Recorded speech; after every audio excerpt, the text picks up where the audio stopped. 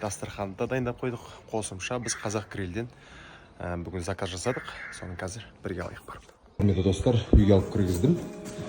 Ашып көрсек, осындай 2 қазан сірне мұның ішінде. Ішінде соустармен, салфеткілермен, пияздармен, бәрімен бірге.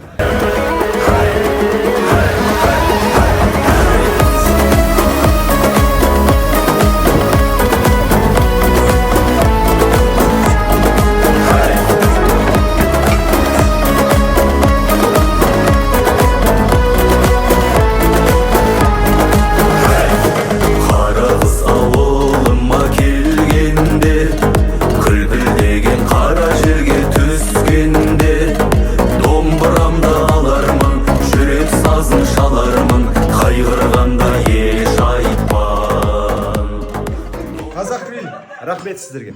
Ал енді тамақтанайық.